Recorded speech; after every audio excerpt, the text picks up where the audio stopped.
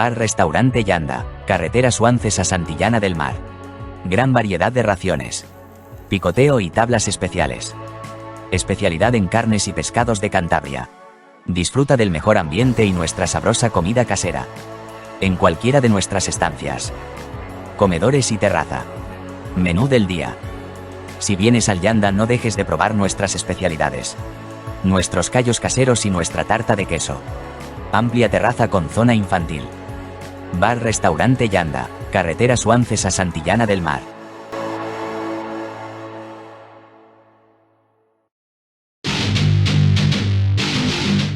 Si quieres comer diferente, con ingredientes de calidad, Restaurante La Corbata. Menús del día con una amplia variedad de platos y fin de semana. Comidas y cenas para grupos, menús especiales. Desde 2014, platos elaborados con ingredientes de calidad. Estamos abiertos los 7 días de la semana. En Unquera, Fomellida, Gornazo, Saldaña, Castañeda, Eras y Villamuriel. Más información en www.restaurantelacorbata.com.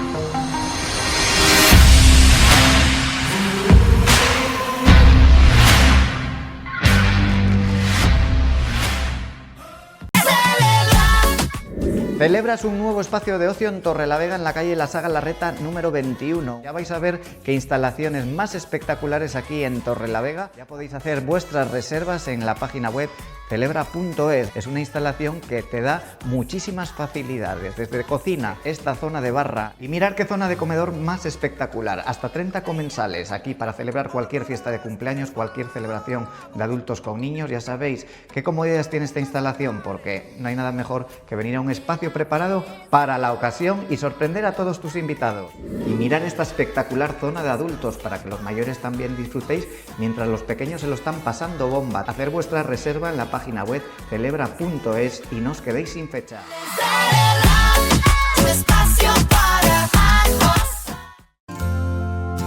Esto es lo que va en el contenedor marrón: peladuras y cáscaras, restos de comida, flores y hojas de casa, y hasta servilletas y manteles de papel. Todo lo orgánico, separado y en bolsas compostables. Utilizando el contenedor marrón podemos ahorrar recursos y reducir el impacto ambiental desde cada hogar de Cantabria. Únete al movimiento. En el reciclaje, el marrón está de moda. Descubre más en cantabriacircular.com. Una campaña de Mare y el Gobierno de Cantabria financiada por la Unión Europea Next Generation. Plan de recuperación del Gobierno de España.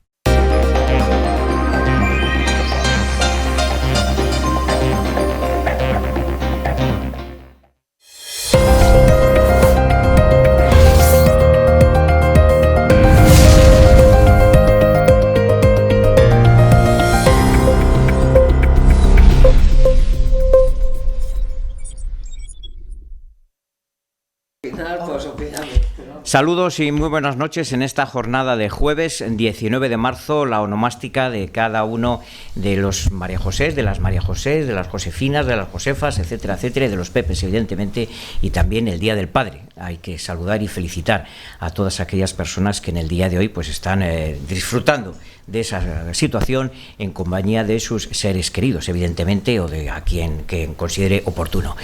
No vamos a entrar en más jardines por si acaso. Bueno, dicho esto, que es la apertura en el día de hoy, vamos a realizar una tertulia política, en primer lugar, vamos a, después de lo que ha acontecido tanto en Aragón como en Extremadura y recientemente en Castilla y León, nuestros invitados en esta noche, a los cuales les agradecemos su presencia, porque todos y cada uno de ellos invierten su tiempo para que ustedes estén informados y tengan una opinión formada de lo que acontece. Después tendremos una pausa, iremos inmediatamente a saber qué es lo que está sucediendo con una de las empresas emblemáticas de nuestra comunidad autónoma, afincada en Torrelavega, como es la empresa Solvay. Esta misma semana ha habido 2 reuniones importantes después de la anunciada despedida de algunos trabajadores y de una situación contractual que se está realizando en la empresa. Ha habido una reunión con el delegado del Gobierno, con Pedro Casares, y también una reunión con la presidenta de la Comunidad Autónoma de Cantabria, María José Sáez de Buruaga. Y hablaremos también de Cabárceno, porque esta misma mañana el consejero del ramo, Luis Martínez Abad, ha presentado y ha dado la felicitación a una de las personas más importantes a lo largo de la historia de este Parque de la Naturaleza de Cabárceno, que ha recibido el veterinario en concreto pues una placa, y uno de los nombres va a llevar su presencia, en este caso, como decimos, en el Parque de Cabárceno. Vamos a presentar seguidamente a nuestros invitados. Víctor Casal, concejal del Partido Socialista en Santa Cruz de Bezana. Buenas noches. Muy buenas noches. Bienvenido y bien hallado. Muchas gracias. Eva Bartolomé, que fue diputada autonómica por el Partido Regionalista de Cantabria, llevó otras responsabilidades, entre otras comercio, turismo. Buenas noches, Eva. Buenas noches. Ilustrísimo señor letrado, Rafa Sebrango. Buenas noches. Muy buenas noches. Gracias noches, por tanto. Por venir. Y Belén Gutiérrez, que forma parte de ese Colegio de Sociología y Ciencias Políticas de Cantabria. Belén, buenas noches. Buenas noches a todos. Muy bien. Bueno, ¿cómo habéis visto, cómo estáis viviendo este proceso electoral político que no ha concluido? Porque después de Extremadura y Aragón ha venido Castilla y León, pero próximamente va a venir Andalucía. ¿Cómo lo estáis viviendo? Víctor, por ejemplo, a romper el hielo. Perfecto. Pues yo creo que está empezando a consolidarse una tendencia que lleva fraguándose algún tiempo, y es de una vuelta a lo que fue la política hace 16, 20 años. Podemos ya ha desaparecido en la Comunidad de Castilla y León. Vox, a pesar de que anunciaba unos grandes crecimientos, también se ha demostrado que ha cristalizado, ha tocado techo. Solo ha sido capaz de subir un diputado. Y creo que estamos empezando a vislumbrar lo que fue la política española hace 20 años, volviendo a un sistema en el que vuelve a haber 2 grandes bloques, pero que empiezan a representarse solo por 2 grandes partidos. Siempre habrá partidos minoritarios. En este caso, en Castilla y León, por ejemplo, se ha visto que todavía queda alguno regionalista dentro de sus provincias, pero que la tendencia parece ser que va indicando a esa cristalización de lo que fue. Veremos a ver cómo avanza, pero creo que es una cosa que empezaremos a ver en 4 o 8 años tranquilamente. Eva Bartolomé. Bueno, de las tres elecciones, 2 han sido anticipadas, las de Extremadura y Aragón, y la tercera pues es una convocatoria ordinaria, correspondía ya, no ha sido la decisión que se tomó dentro de la estrategia del Partido Popular de adelantar las elecciones ante la imposibilidad de llegar a acuerdos con Vox, contando, yo creo, con que iban a tener unos resultados que les permitieran tener una posición más de fuerza frente a Vox, que en esos 2 casos no ha resultado así. Bien, es verdad que en Castilla y León pues el Partido Popular ha resistido muy bien, ha incrementado 2 procuradores y Vox solamente ha crecido 1.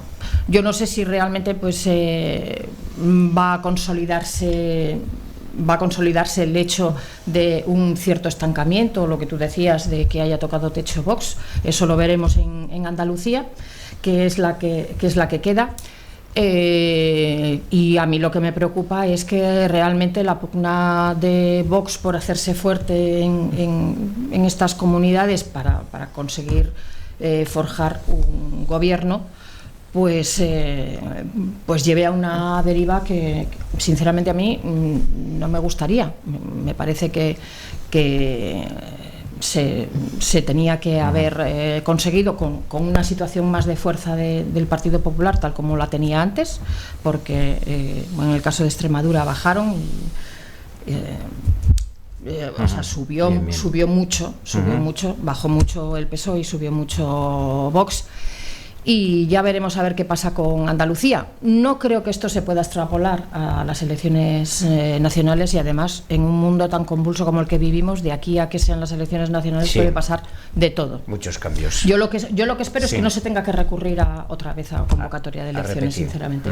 Cansamos a la gente. Ya. Rafa Sebrango. Yo creo que el momento yo creo que ya lo vivimos, quizá no nos acordamos, pero hubo un momento que hubo una marea electoral que decía hay que cargarse a Zapatero, y en aquel momento bueno, los resultados del PP en ese momento fueron absolutamente espectaculares. Yo creo que en Cantabria sacaron en los diputados nacionales 4, ¿no? Sí. 4 frente a 1, y ahora ocurre algo parecido. Es decir, ahora vamos a echar abajo a Sánchez, ¿no? Y con una novedad, claro, Vox. Eso antes no existía en el momento que os decía. Creo que en las elecciones generales no tendrá tan buenos resultados, porque por ese sentido que tiene la gente, o intención de no queremos más Pedro Sánchez, va a haber una especie de voto refugio a favor del Partido Popular, por lo cual creo que va a sufrir algo Vox electoralmente en las nacionales, ¿vale? Y lo que estamos viendo ahora, Vox, bueno, sube, no baja, bueno, tiene una representación, la realidad, un poco llamativa, ¿no? Y, bueno, el PP ahora tiene el grave problema que lleva arrastrando desde hace tiempo, que es el mismo quizá que tuvo el PSOE con Podemos. Algo distinto, porque resulta que el Vox mucha gente sale del Partido Popular, es distinto, ¿no? Lo de Podemos era otra formación política.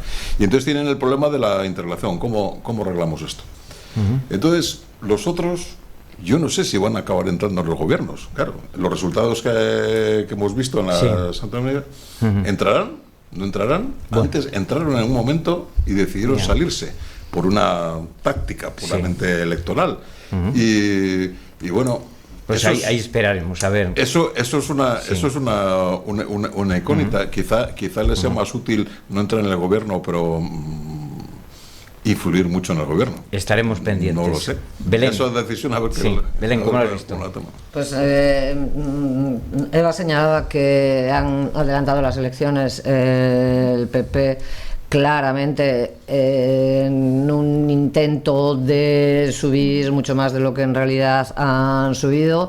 En Extremadura parece que se lo ponían en bandeja, puesto que el PSOE no tenía un candidato presentable en ese momento, luego les pillaban con el pie cambiado, y efectivamente así fue, pero con lo que no contaban en ninguno de los dos casos es con el ascenso tremendo de Vox.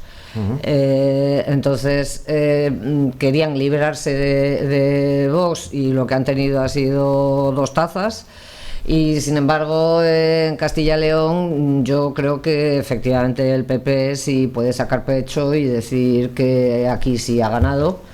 Ha subido en escaños, ha subido en votos, ha subido en porcentaje de votos, y además sí ha conseguido frenar a Vox. Tampoco sabemos hasta qué punto el candidato del PSOE podía influir en este freno de Vox. Habría bastante que analizar.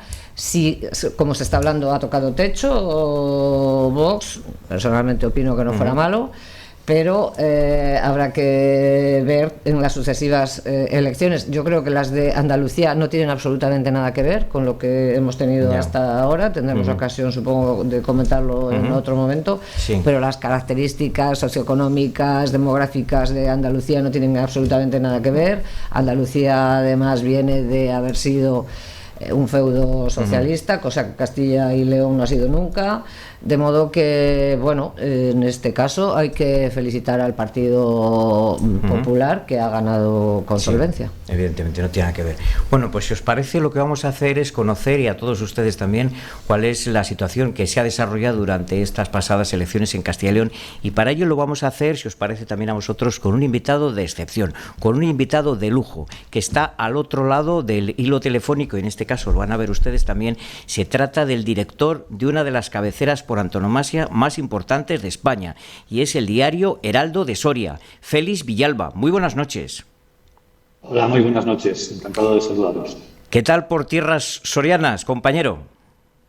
Pues muy bien, la verdad es que muy bien. Soria es una ciudad, una provincia en la que se vive muy bien, es muy agradable la vida en la ciudad y la provincia, la verdad es preciosa.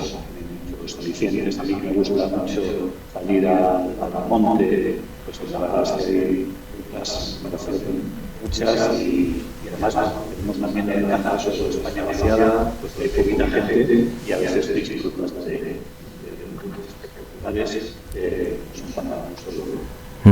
Pues queríamos conocer tu opinión, Félix Vialba, como cántabro. En esta mesa de trabajo nos acompaña Víctor Casal, Eva Bartolomé, Rafa Sebrango, Belén Gutiérrez. Gran parte de la mesa la conoces perfectamente. Félix, ¿cómo has vivido estas elecciones de Castilla y León? Pues hombre, han sido unas elecciones, una campaña electoral con muchas incertidumbres. Lo habéis comentado. Las expectativas de Vox estaban muy altas después de los resultados cosechados en Extremadura y en Aragón, y existía la duda de qué pasaba con el Partido Socialista, si aquí conseguía frenar la caída que había producido en las otras comunidades o no. Hay unas diferencias que quizás a veces no se han tenido en cuenta.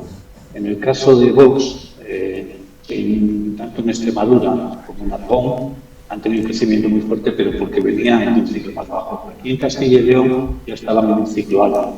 Tenían ya 13 procuradores, habían conseguido un resultado espectacular en las elecciones de 2022, y ahora lo que se ha producido es un ligero crecimiento, con un procurador más.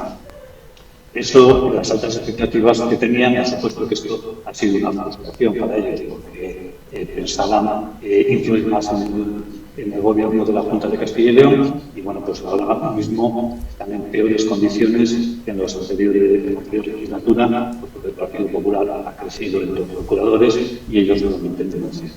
Tiene más fuerza ahora mismo el Partido Popular que la que tenía en 2022, cuando Vox entró en la Junta de Castilla y León con 3 consejeros y que finalmente a la mitad de la legislatura abandonaron, dando quizás una astucia que nadie se creyó, que era una práctica electoral del partido a nivel nacional, y bueno, quizás esa práctica la está funcionando, pero no demasiado en Castilla y León, donde quizás pesó haber abandonado el gobierno. Cualquiera de vosotros puede preguntar a Félix. Sí, sobre lo último que ha dicho, si me permitís. Sí, claro. ¿Ha podido tener... Bueno, el resultado de Vox ha sido bueno, eso está claro. No ha sido tan bueno como se esperaba. Es de ahí la frustración que nos decías. Pero ¿ha podido tener influencia la mala imagen o el mal recuerdo que se tiene de la presencia de Vox en el gobierno de Castilla y León? Yo creo que lo que ha tenido cierta influencia es haber abandonado el gobierno permanente. Una espantada que no se comprendió, porque la justificación que se daba pues no era creíble. Efectivamente han tenido un buen resultado, pero teniendo cosas a favor, como es el acuerdo del Mercosur, donde un sector que es muy importante en Castilla y León, como es la agricultura, estaba manifestándose, estaba en contra, y esa bandera que enarbolaba Vox pues no ha tenido tanto respaldo como preveían. Bueno, a mí me gustaría hacerte una pregunta aprovechando que tu conocimiento de la comunidad. En un principio se decidió por parte del Partido Popular unificar o coordinar las negociaciones para llegar a acuerdos en las comunidades desde centralizado en la cúpula del Partido Popular. Parece que al final pues se han decantado por que sean los líderes, los varones o las varonesas en cada comunidad quienes lleven la negociación para conseguir esos gobiernos. ¿Cómo ves la viabilidad de llegar a acuerdos ahí en Castilla y León? ¿Mejor o peor que en Aragón y que en Extremadura? Bueno, yo creo que en el caso de Aragón y Extremadura el bloqueo tiene también una razón en las elecciones de Castilla y León. Yo creo que estaban esperando por parte del partido de Abascal, estaban esperando a las elecciones antes de tomar ninguna decisión. Es más, no querían entrar en los gobiernos para no perjudicar esas elecciones, para quizás no mantener esa imagen un poco antisistema contra los grandes partidos políticos. Ahora, en cuanto a dónde se va a negociar esto, bueno, pues el líder del Partido Popular, Alfonso Fernández Mañueco, durante toda la campaña ha mantenido que las decisiones se van a tomar en Castilla y León, que no van a ser en Madrid. Lógicamente tiene que haber un consenso con el Partido Nacional, pero las negociaciones ha insistido siempre que se van a desarrollar aquí.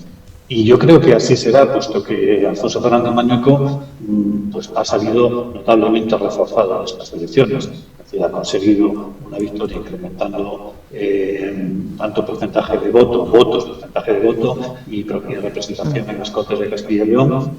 Entonces yo creo que eso todavía le da más fuerza para mantener esa decisión de la negociación sea en Castilla y León y que las decisiones se tomen en Castilla y León. Ahora habrá que ver qué es lo que quiere Vox, que quiere el pacto de investidura y apoyo al gobierno e incluir desde fuera, o como parece entrar al gobierno, puesto que ya basta ha dicho y así que van a entrar en los gobiernos. ¿Qué ocurre en Castilla y León? Que ahora tiene menos fuerza que tenían anteriormente. Y de hecho, ahora mismo el Partido Popular va a dar la batalla por la presidencia de las Cortes de Castilla y León.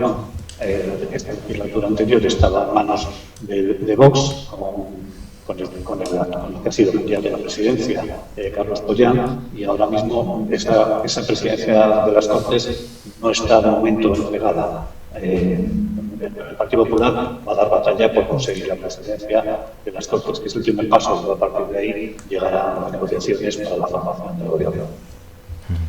A mí me gustaría preguntarle a Félix, una vez establecido que estamos completamente de acuerdo en que el PP ha sido un claro ganador de estas elecciones, también es cierto que Carlos Martínez no solo ha subido al PSOE, sino que ha aguantado el chaparrón que había caído en el resto de España bastante bien.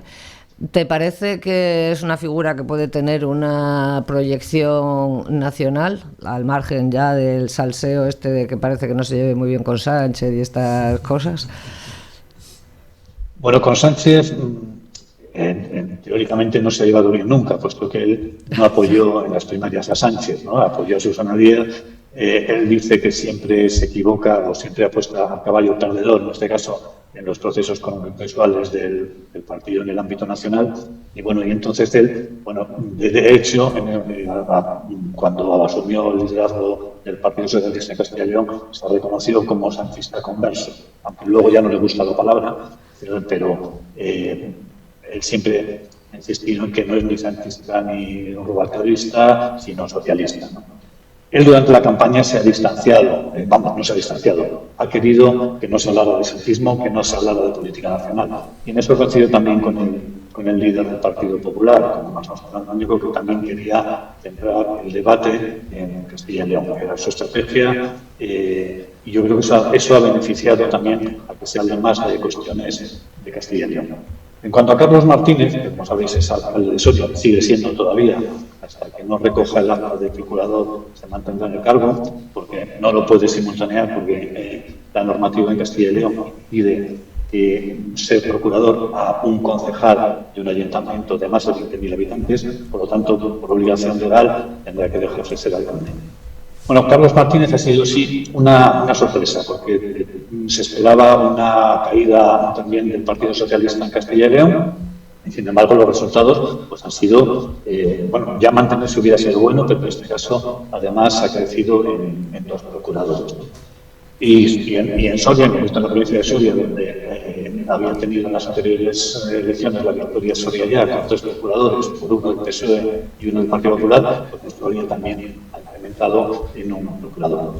La verdad es que esto le da mucha fuerza para estos próximos 4 años y sobre todo para plantar cara en las elecciones siguientes, puesto que se va a producir una situación diferente en los siguientes comicios.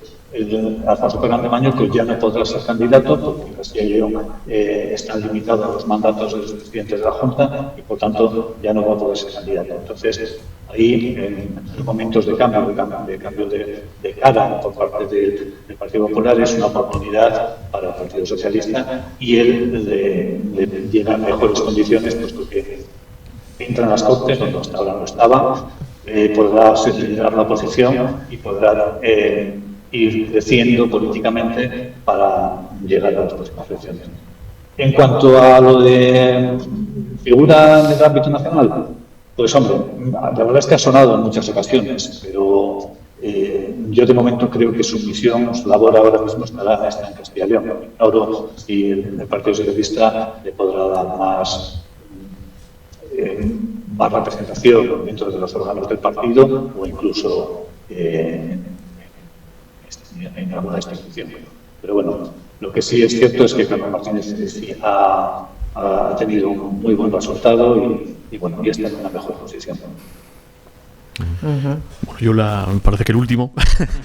Se ha hablado un poco del tema de la negociación de la formación de gobierno en Castilla y León y sobre la posible libertad que pueda tener el candidato a la presidencia, en este caso Mañueco, para negociar esa formación de gobierno. Pero no creemos, no se tiene la sensación de que quizás si Feijóo permite a Mañueco negociar un gobierno con el líder, el presidente de Vox en este caso, ¿no sería como sentirse puenteado? ¿No sería como dejar apartado al presidente del Partido Popular? No, yo la negociación, vamos a ver, veremos qué es lo que ocurre, pero en principio la negociación que plantea Alfonso Fernández Mañueco es en Castilla y León y con los representantes de Vox en Castilla y León. Eso es lo que está manifestando.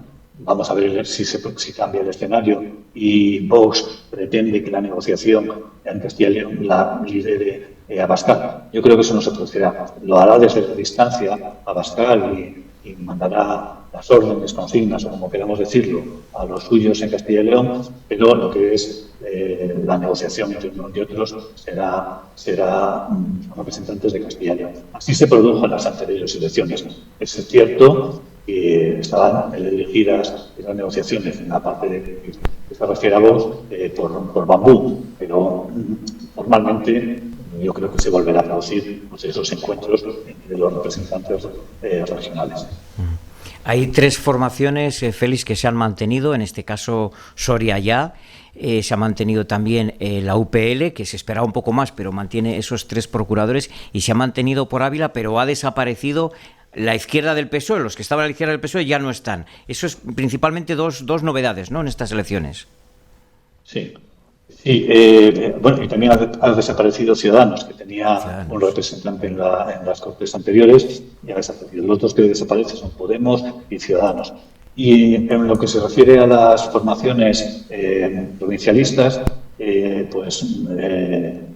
la Unión del Pueblo Leonés mantiene el tirón. La verdad es que quizás se ha visto favorecido por la división del Partido Socialista en esa provincia, donde una parte del PSOE apoyaba lo mismo que la Unión del Pueblo Leonés, que es la autonomía para el antiguo Reino de León, y otra parte que no lo apoyaba. Hay una división y quizás eso ha beneficiado en votos a UPL, que ha conseguido magníficos resultados, reeditando el anterior, el mismo que las anteriores elecciones.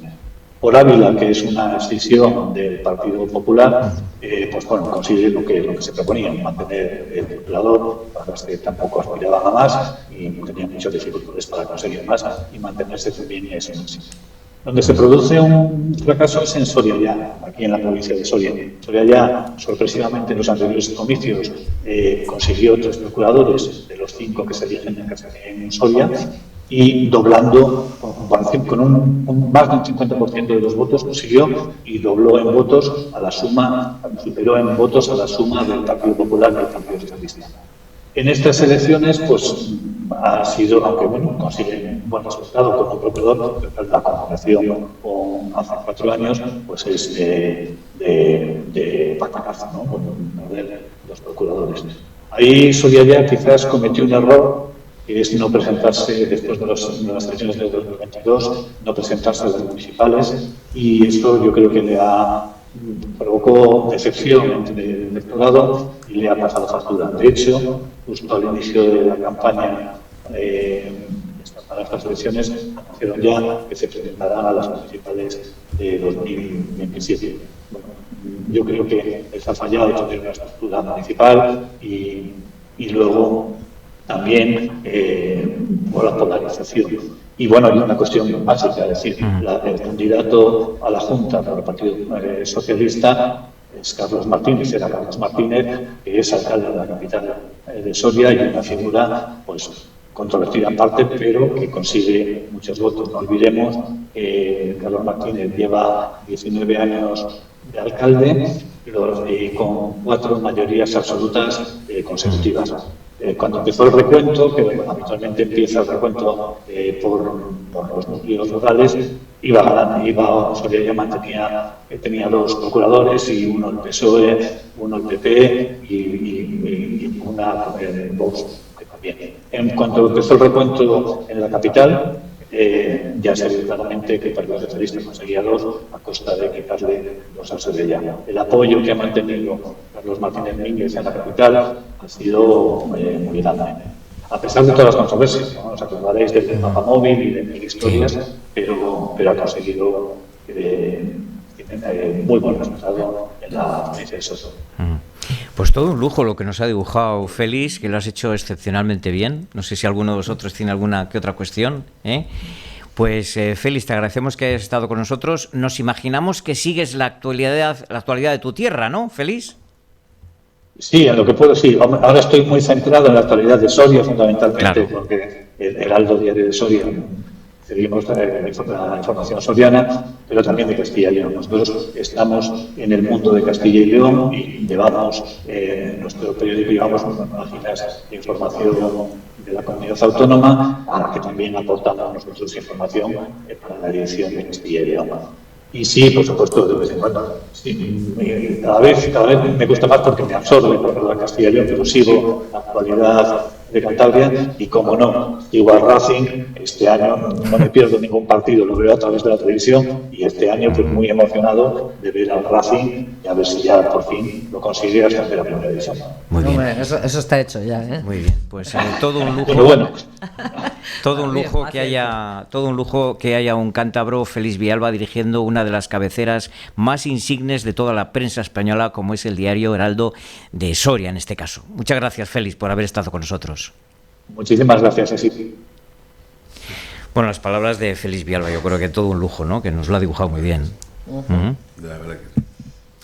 Bueno, y a partir de ahora hay que pensar en que las siguientes que nos quedan es las de Andalucía, ¿no? Si seguimos un poco el ritmo que había marcado la ruta, ¿no? Pero en Andalucía es lo que os decía antes. Yo creo que Andalucía tiene unas características muy diferentes. Viene de muchísimos años en los que ha estado el PSOE y, sin embargo, eso en los últimos años ha cambiado.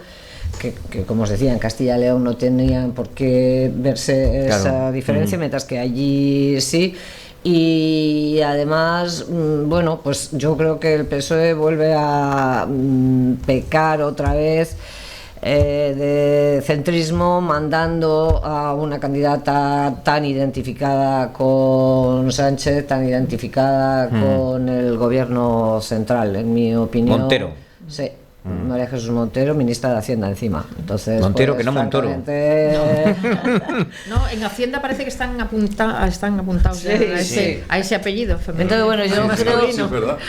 Están abonados. Sí, es una opción que puede que les vaya a pasar lo mismo que pasó con Alegría en Aragón. Que los precedentes no han sido buenos. Efectivamente, no creo que seguir por ese camino les vaya a favorecer, pero claro, no van a cambiar ahora la candidata y entonces, claro, es que se lo ponen facilísimo al PP para ir contra el sanchismo. Vamos contra el sanchismo. ¿Qué vamos a hablar de Andalucía? No se sabe, pero contra el sanchismo, eso seguro. Además, ella fue consejera del gobierno, del gobierno de Andalucía. Mucho de la financiación catalana. Esa es la que quiere la financiación, el chollo catalán. Claro. Supongo que ahí Claro, es que lo tienen para darles tiza, lo tienen fácil. Lo que sí quería comentar a Víctor en este caso es que el bajón que hubo en Aragón, que hubo en Extremadura por parte del Partido Socialista, y nos lo ha comentado Félix, no ha sucedido en Castilla y León. No, la verdad es que la etapa en la que nos cogen las dos elecciones, es verdad que nos coge con el pie en cabio por ser elecciones anticipadas y no las las que corresponden por estatuto, nos pilló un poco en fuera de juego, podríamos decir. Nos pillan unas campañas de prisa y corriendo, con unos estándares y unos clichés dentro de la comunicación de la campaña que no podíamos marcar nosotros, con lo cual pues el resultado no es el esperado. En Castilla y León esto cambia, además de que se acierta claramente con el candidato, un candidato que ha conseguido aunar el voto, ha subido en 3.000 y pico votos y dos procuradores, con lo cual la elección es la correcta.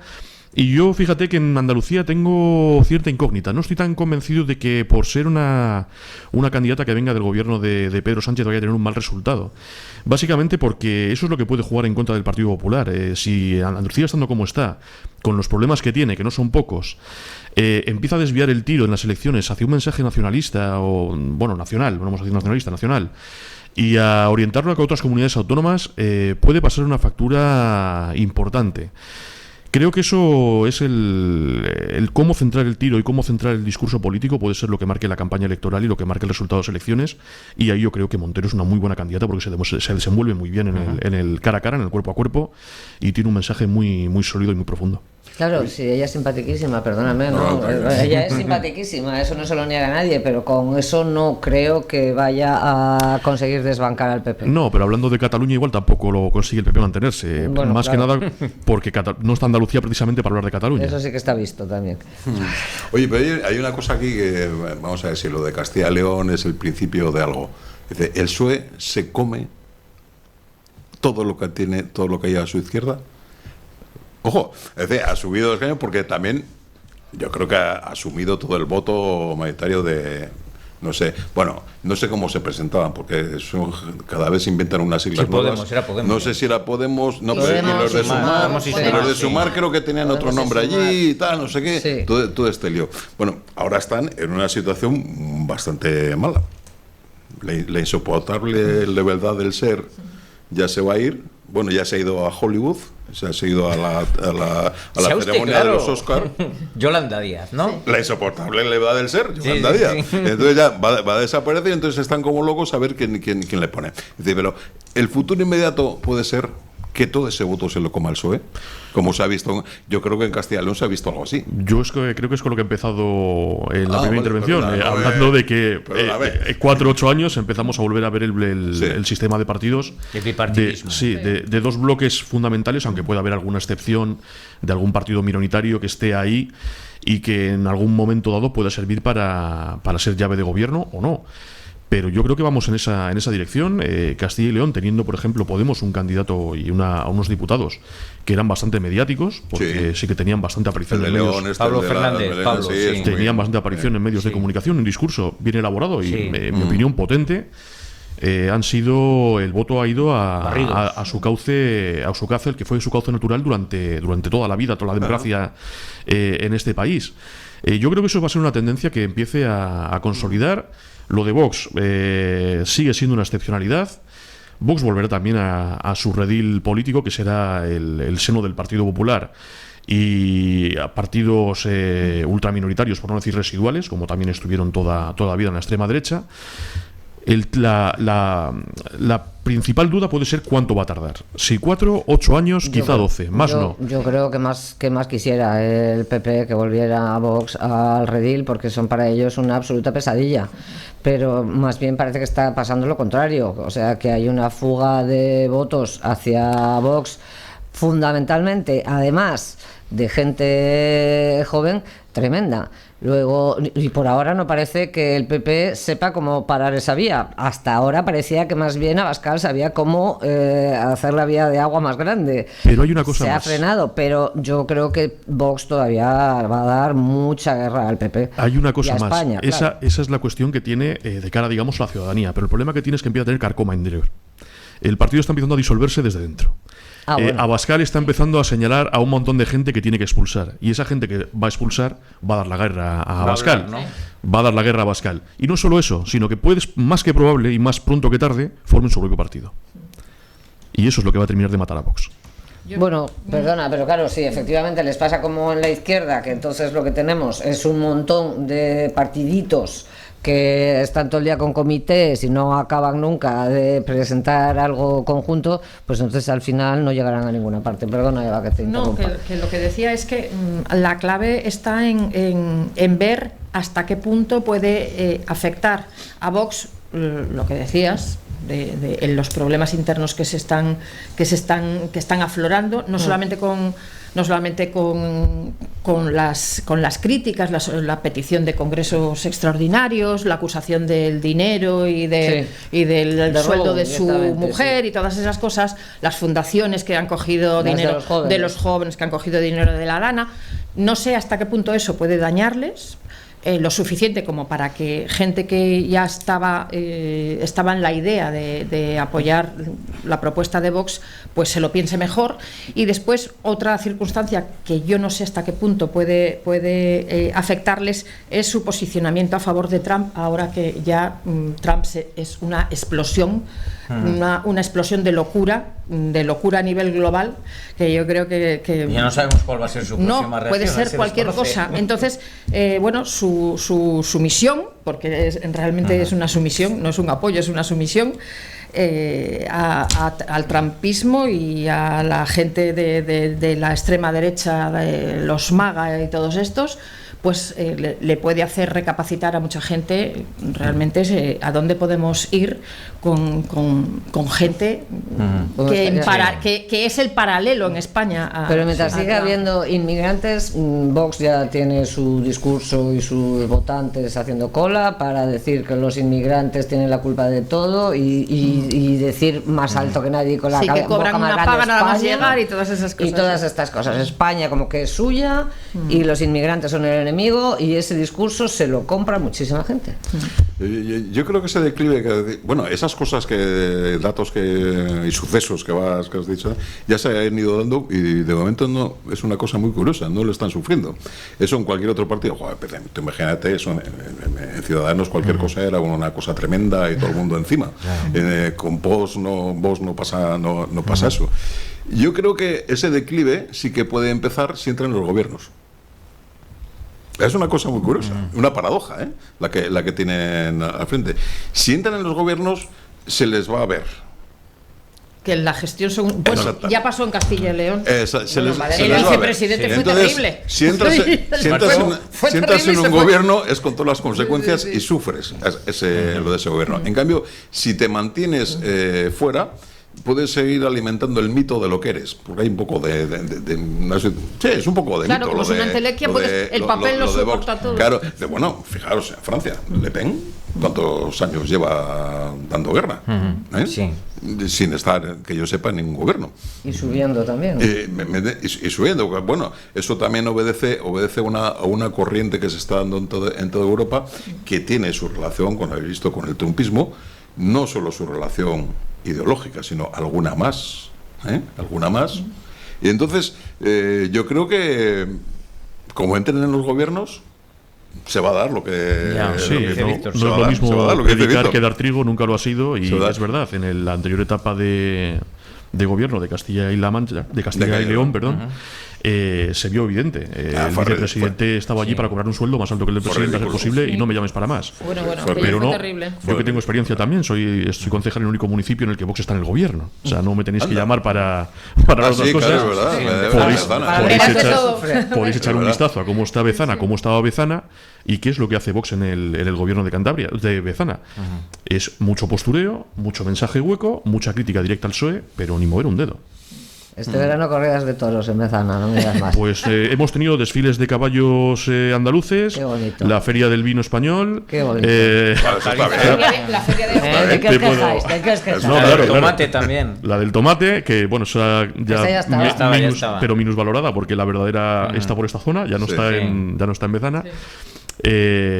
Y eso quitando cosas que estaban muy marcadas, como por ejemplo una feria de la cerveza autonómica, que iban productores de toda Cantabria que se la ventilaron porque decían que promulgaba el beber en la calle, no como el vino. El vino no es una bebida alcohólica ni mucho menos. Había feria del vino, pero no de cerveza. Claro. Vale. Ahora hay feria del vino, pero no hay de cerveza. La cerveza es de pobres. Claro, es que lo que pasa es que si entras en los gobiernos, te desgastas. Tienes que decidir, hay que tomar decisiones gobernando. Y te desgasta, no solo te desgastas, Te sino pones que... en el escaparate. No, además das lugar a pensar, decir, ese pensamiento quizá revolucionario de cambiar el sistema, etcétera, etcétera, dice, estás en el gobierno, a ver cómo lo haces. Es que hay que tomar decisiones todos los días. Es que, claro, con lo cual digo que el mito se desmorona cuando estás en un gobierno. Y bueno, ellos tomarán la decisión. Abascal sí que ha dicho públicamente que sí que van a entrar los gobiernos. Yo, vosotros sabréis. Pues igual que estuvisteis antes y lo salisteis, ahora... Oye, que por cierto, hay una cosa curiosa que me llama mucho la atención, que hemos hablado de él. Pasan las elecciones autonómicas de Aragón, Extremadura y tal, no negociamos, no nos metemos gobierno hasta que no pasen las de Castilla y León. ¿Os acordáis que eso también pasó con Feijóo, que les decía a los del PP, no pactéis nada con vos que llegan las elecciones generales? Bueno, salvo le salió rana. Y le salió horrible. El presidente de infausto recuerdo de la Comunidad Valenciana, que se lanzó el sol al estrellato. Pero es curioso, que es lo mismo. Lo mismo que... Es que supuestamente para las elecciones de Andalucía va a haber 3 gobiernos que ya estén formados, que son los gobiernos que acaban de... ahora ya no les queda más remedio que verse, que ver lo que ha ocurrido. Porque Extremadura, si no me equivoco, tiene como límite mayo. Sí, tiene límite de 2 meses desde... En Extremadura yo concretamente, fíjate, tengo la impresión, supongo que solo personal, de que está jugando un machismo atroz. Contra María Guardiola. O sea, yo creo que el tema es que con esta no vamos a pactar de ninguna de las maneras. Además, es que yo creo que además no lo disimulan. No disimulan que tienen un problema que si les ponen personal un tío, con ella. yo creo que no les importaría tanto como tener a María Guardiola. Oye, que puede ser y no puede ser, pero la habéis detectado bien. ¿Es por el hecho de ser mujer o por el hecho de ser esa persona con la cual no me llevo? Yo creo que es por el hecho de ser mujer. No lo sé. Va un poco de las dos. Bueno, algo va un poco de las dos, porque Guardiola públicamente haya. se ha manifestado todas las veces que ha podido y no la han obligado a rectificar en contra de un pacto con Vox. No, sí la han obligado a participar. Por eso, que cada vez que ella podía hablar y no la hacían rectificar, ella se negaba a pactar con Vox. Luego la hacían rectificar. Y tenía que decir que Vox no era tan malo, pero no era bueno. La pobre, y humillarse de mil maneras. Claro, entonces hay un poco de las dos. Llegó a decir que no se travestía de Vox y después ya no se pueden ni ver, pero yo creo que hay mucho de machismo en esto. No me extrañaría. Una pregunta que os lanzo, a ver si... ¿Qué es más radical? ¿Pactar con Podemos o pactar con Vox? No sé, porque tiene que ser más radical uno lo otro. No, que no lo sé, ¿qué es más radical? No, claro, es una pregunta. Bueno, yo creo que los límites están marcados por los acuerdos a los que se lleguen, a las cosas que tú estés dispuesto a ceder, porque como en todas las negociaciones, en todas las negociaciones los dos tienen que perder para ganar los dos. Entonces depende de lo que tú estés dispuesto a ceder. Hay cosas que son absolutamente inaceptables, que son tus líneas rojas, lo que llaman ahora los jóvenes la red flag, y otras cosas que son propias de la gestión ideológica en un gobierno. Hay cosas que sí y cosas que no. Esa respuesta se puede dar. Ahora que ya tenemos experiencia en gobiernos con Vox y gobiernos con Podemos, veamos qué es lo que ha propuesto cada uno. Dime una sola propuesta, por ejemplo, que ha hecho Podemos que se aleje de la socialdemocracia, y dime una sola propuesta de Vox que no se haya alejado mucho de la extrema derecha. Ahí lo vemos cuál es más radical. No, digo antes de empezar, o sea, como plan meramente intelectual, pacto con la ultra... bueno, en su momento Podemos... Yo he respondido. No, las jugadas que el PSOE le ha hecho Podemos han sido geniales, ¿eh? Encima les ha puesto, os voy a poner de floreros en el gobierno. Decid y soltad por la boca todo lo que queráis, que después ya veremos lo que ha sido genial, que se les han hecho así, ha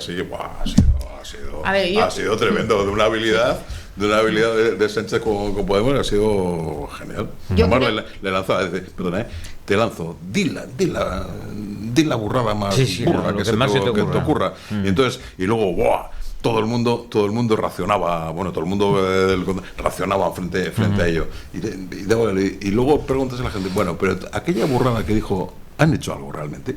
No, simplemente soltó la burrada. La técnica fue muy buena durante la pandemia, durante el encierro. yo lo estuve estudiando y me dije, joder, todas las semanas Pablo Iglesias soltaba una. Ya había unas reacciones por redes, por la calle no podía haber reacciones, que estábamos encerrados, pero en las redes había unas reacciones y tal. Y en la semana siguiente soltaba otra burrada. Entonces, por un lado estaba bien porque nos tenía entretenidos. Teníamos ahí a los ministros también dando vueltas. Eso no es normal. Ellos tienen que defender su postura. Y si se toman decisiones final, o no se toman algunas decisiones que ellos defienden. Al final no hicieron nada. No, yo no estoy de acuerdo. Yo creo que se ha hecho. No hicieron nada. No, hombre, yo creo que Yolanda Díaz, o sea, concretamente Sumar, sí ha aportado. Sí, no, cosas. hablaba de Podemos. Hablaba del gobierno anterior, cuando estaba Pablo Iglesias y por lo demás, y Montero. Bueno, han tenido que estar negociando constantemente para sacar cosas adelante y en principio yo creo que sí que se han sacado cosas interesantes. No, en esta me hablas de Sumar. Sí. No, yo te hablo de lo que no hemos visto todavía es el pacto entre PP y Vox, efectivamente, cuánto va a fluir ese diálogo, que parece que el diálogo igual no es su especialidad. De momento es un misterio, sí. Yo creo que en los últimos años, quizá por la falta de costumbre, porque claro, en nuestra democracia estábamos acostumbrados a un bipartidismo que parecía inamovible, y cuando empezaron a resquebrajarse por los extremos, tanto la derecha como la izquierda, pues llegamos a parlamentos como los que tenemos en España y en la mayoría de las comunidades, pues muy fragmentados, sí. Muy fragmentados. Entonces, ha habido durante mucho tiempo una criminalización del consenso y de los acuerdos. Y los acuerdos por naturaleza, en los acuerdos, lo que decíamos, tienes que ceder, obligatoriamente tienes que ceder, y no es un mal en sí mismo. Todo depende de en qué cosas cedas, porque hay principios en los que no se tiene que ceder, pero hay otros muchos que sí. Y lógicamente también tiene que haber una proporcionalidad, es decir, no puede ceder lo mismo el mayoritario en una coalición que el minoritario. No puede haberlo. Pero tienes toda la razón, eso se ha criminalizado el pacto. Que es algo alucinante. Cuando siempre, esto es como, bueno, al final, todo el mundo en una encuesta ve los documentales de tal, en fin, no ve los programas del corazón, nadie, ya sabe. Entonces, pero todo el mundo le pregunta si todo el mundo pactó, joder, que la gente que pacten, hay que pactar, tal, no sé qué. Pero, como se han inventado una cosa muy buena, es un gran invento, la polarización. Ojo, un grandísimo invento. Porque te evita tener que hablar de gestión. Es genial. Y entonces, la gente ha ido evolucionando y dice, sí, hay que pactar, sí. Bueno, pactar es que me des la razón en lo que yo te planteo. Y cuando alguien realmente pacta, se le señala con el dedo. Es un momento realmente... Bueno, pero es que también hay que conocer un poco de dónde venimos, porque dice, no voy a pactar con ellos, si quieres se lo digo 5 veces. No, ya. Y también... Que por cierto, conozco al periodista al que se lo dijo, Roberto Cámara, muy majo. Sí. No, te entiendo, pero es algo realmente un poco... Iba a decir como los chavales, ya, a lo mejor los chavales ya no lo dicen flipante, no sé si lo siguen diciendo. Sí, se sigue diciendo. Se sigue diciendo flipante. Pues entonces dice, queremos que pacten, pero si pactan, entonces estamos en contra de ellos. ¿Cómo te has vendido a no sé qué? Dice, tranquilízate. Lo que pasa es que aquí no hay nadie tranquilizado, porque los de arriba no están tranquilizados ninguno. Y no hacen más que irradiar mala leche. Ese es el tema, que lo que nos gustaría a todo el mundo es que los pactos fueran entre el PP y el PSOE un poco más frecuentes. Yo creo que eso lo agradeceríamos todo el mundo. Es que alguna vez votaran algo que les pareciera bien y que lo votaran conjuntamente. No se dan cuenta ni ellos mismos de lo bien que les vendría pactar una reforma electoral. Bueno, el gesto que tuvo Carlos Martínez con Alfonso Fernández Mañuco antes de las elecciones, el gesto de la lista más votada, un pacto y tal, ¿no? Bueno. Que no, Mañuco no quiso. Es que está claro que hay temas troncales de país que deberían llevar a pactos, entre los consenso de los dos grandes, de los dos que aspiran a gobernar, la ciudadanía o que gobiernan o que han gobernando, esta o que aspiran esta política que tenemos ahora, que por lo que parece es todo lo que tú digas, yo voy a decir lo contrario, me da igual lo que hayas dicho, es que esto nos desespera como pero además ciudadanos. Te descalifico mientras te digo eso. No, nos desespera a todos va más los allá. ciudadanos. Hay situaciones en esta legislatura en las que el principal partido de la oposición, el Partido Popular, se está oponiendo a cosas que propone el Partido Socialista para luego proponerlas él iguales. Claro, pues sí, y es como te he ofrecido un acuerdo, se ha votado, has votado en contra, no me vengas ahora con estas. La ocurrencia de la bajada de los impuestos de los hidrocarburos.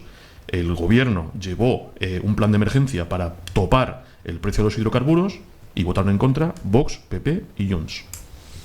O sea, que es que eso es facto. O sea, por lo menos léete lo que vas a votar y luego ya me propones otra cosa diferente, pero no la misma. Claro. No, nos encantaría que hubiera esa clase de pactos, nos encantaría, yo creo, que a toda la ciudadanía. Sí, que sabes además qué mala sensación me da todo esto. ¿Qué pasan de nosotros? Hombre, claro. Les interesa más, sí, pasan de nosotros. Qué triste. Les interesa más el partido y su gente que la gente que luego en los gobiernos van colocando, ¿no? Y con lo cual, es decir, si entramos en esto de la polarización, nos insultamos, hacemos que se aprieten las filas a nuestro alrededor, efectivamente, esos son unos tales, esos son tales cual, pero de la gestión en España, ¿desde cuándo no se habla de la gestión? Y ojo con esto. La gestión es tan importante como que evita los muertos de la Dana, evita los muertos del tren de Córdoba y evita los muertos de aquí de Santander, de la senda costera. Y no hablamos de gestión. No nos interesa. Preferimos hablar de tú eres fascista, tú eres rojo o bolchevique o no sé qué, y tú no sé qué y tú no sé cuál. ¿Y de la gestión? ¿Qué pasa con la gestión? ¿Verdad? Y me callo ya. ¿Y no detectáis desde hace unos años un deterioro en los servicios públicos? Autonómicos, estatales, autonómicos y municipales. Es que en la gestión hay que trabajar mucho. Claro. Y los que hemos estado en la gestión lo sabemos muy bien. Yo recuerdo. Pero esa es mi queja. Tienes que tirar mucho del carro. Que los servicios públicos de mi país no están funcionando como funcionaban antaño. Y no es culpa de una sigla política, ¿eh? No es de una sola sigla política. Pero sí tenemos todos una cierta sensación de alejamiento de los políticos respecto a la ciudadanía. Yo no sé si a nivel municipal se vivirá de otra manera, que supongo que sí, pero todos tenemos esta sensación de que igual deberían ir más a menudo a coger el tractor, como cuando hay elecciones. Qué bueno, Belén. Esto nos gustaría mucho verlo. Has dado en el clavo. La política municipal es la más cercana a los ciudadanos porque somos vecinos. Claro, por estamos eso. en la puerta de al lado. El problema también ahí radica en quién gobierna y cómo actúa con sus vecinos, ¿eh? Porque es que no todos los partidos y no todas las personas reaccionan igual a las quejas o a las peticiones. Y yo puedo hablar de mi municipio. Ahora tenemos unos cuantos debates abiertos, principalmente de quejas vecinales, precisamente porque no se les escucha. Tenemos, bueno, no sé si lo habéis leído en prensa, imagino que sí, la construcción de un hotel al lado de la playa en un terreno de una organización en contra del pensamiento de la propia organización. Tenemos un problema de criminalidad que ha saltado también a la prensa no hace tanto, con asaltos constantes en negocios de hostelería, ciudadanos también y casas. Y tampoco se está dando respuesta a esto, aunque afecta directamente a los ciudadanos. Es que no solo es lanzar el mensaje de que ningún político escucha, eso es simplificar demasiado. Claro. Es que no es verdad. Sí hay políticos que escuchan. Y yo, no es porque sea del PSOE, también, o porque gobierne quien gobierna en Bezana, que también. Pero es que podéis mirar un poco la hemeroteca y ver la situación que había hace 3 años, o de 3 años para acá. Es que Bezana ha cambiado a peor, gobernando, en este caso, la derecha con la extrema derecha. Sí, es que no es lo mismo. Sí, pero la relación votante elegido en las municipales y en un ayuntamiento es muy distinto. Claro, no se está muy distinto al ámbito nacional o al ámbito regional, felizmente. Sí, claro. Y además, ojo, las entidades locales son las que son moderadas en la deuda. Ojo, que eso también es muy bueno para el país, no los disparates del Estado y las comunidades autónomas. Pero bueno, en una región como la nuestra, con poco más de 500.000 de habitantes, casi somos un municipio de una de cualquier otra comunidad. Madrid, o sea, claro. Imagínate. Vallecas y más grande. Claro. Madrid, claro. sí. Entonces, la proximidad con el ciudadano aquí sí que se vive y nosotros, como partido regionalista, pues estamos constantemente en la calle con la gente. Constantemente en la calle y respecto a los pactos, pues fíjate tú lo que primero vivimos críticas porque no se pactaba, porque no se aceptaban nuestras condiciones, porque no se habían cumplido los compromisos previamente, y después cuando se ha llegado a un acuerdo porque se demostró que lo que no se podía primero ya se podía después. Sí, verdad. Pues, aquí en esta misma mesa lo estuvimos hablando, se puede hacer perfectamente, pues ahora se ha podido hacer, pero las líneas rojas y sin embargo ahora parece ser que pues se han difuminado. Ya hay acuerdo. Ahora son rosa clarita y se ha conseguido. Pues eso es para los ciudadanos. ¿Y por qué se pedían esas cosas? Porque son las peticiones de los ciudadanos, de los educadores, de los sanitarios, de los ganaderos. Son las peticiones que se reciben, que es que no las escribes en un papel, en un despacho. Y habéis llegado a un pacto que menos mal, porque de verdad que es que pensar en otra vez elecciones y eso es que ya no es... No, es cansino. No iba a llevar elecciones el tema del presupuesto en Cantabria.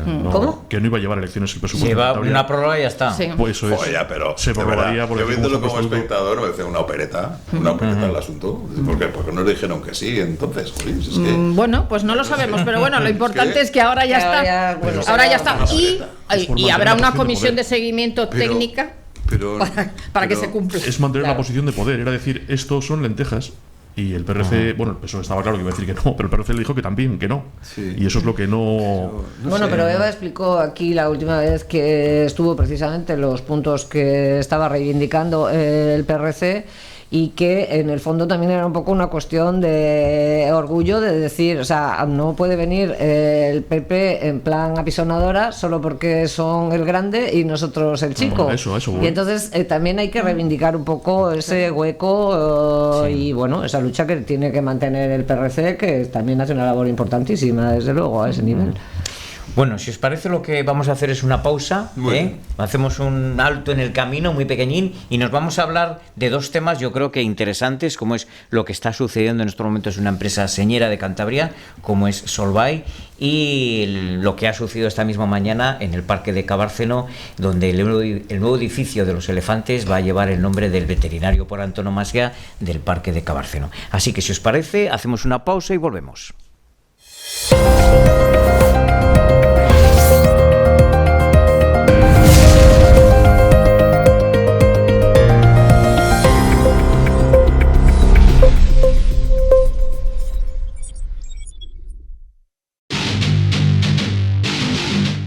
Si quieres comer diferente, con ingredientes de calidad, Restaurante La Corbata. Menús del día con una amplia variedad de platos y fin de semana. Comidas y cenas para grupos, menús especiales. Desde 2014, platos elaborados con ingredientes de calidad. Estamos abiertos los 7 días de la semana. En Unquera, Fomellida, Gornazo, Saldaña, Castañeda, Eras y Villamuriel. Más información en www.restaurantelacorbata.com.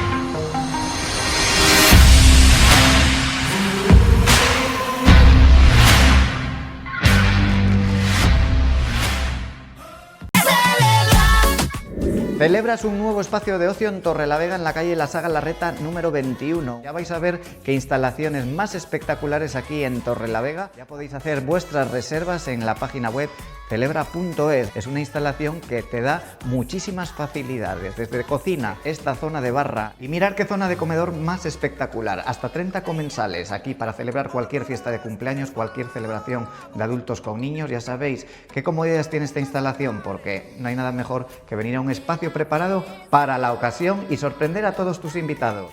Y mirar esta espectacular zona de adultos para que los mayores también disfrutéis mientras los pequeños se lo están pasando bomba. Hacer vuestra reserva en la página web celebra.es y no os quedéis sin fecha.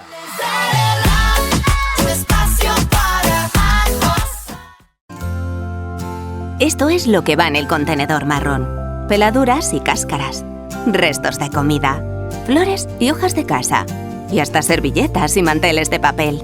Todo lo orgánico, separado y en bolsas compostables. Utilizando el contenedor marrón podemos ahorrar recursos y reducir el impacto ambiental desde cada hogar de Cantabria. Únete al movimiento. En el reciclaje, el marrón está de moda. Descubre más en cantabriacircular.com. Una campaña de Mare y el Gobierno de Cantabria financiada por la Unión Europea Next Generation. Plan de recuperación del Gobierno de España.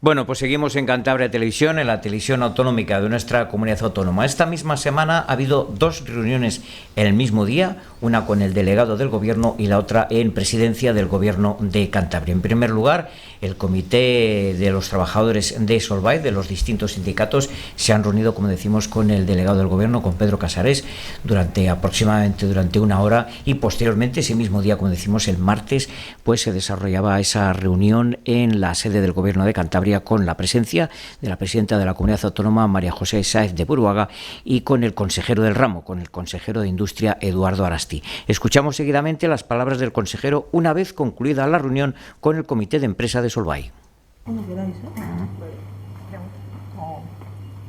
Bueno, después de la reunión con el comité de empresa de Solvay, pues lógicamente desde el Gobierno de Cantabria ofrecerles todo el apoyo que necesitan en la negociación que están llevando a cabo con la dirección de la empresa. Y yo creo que la mejor manera de hacer esto es apoyando a la empresa y apoyando algo que es fundamental para Solvay y por lo tanto sus trabajadores, que es la transformación energética de la empresa. Es algo fundamental para que Solvay pueda competir en los mercados globales con otros competidores que desde luego no tienen las regulaciones que tienen en Europa y que eso les hace, por lo tanto, ser más competitivos. No sé si nos puede hacer una valoración de la reunión ayer en Madrid. Bueno, yo creo que la reunión fue productiva.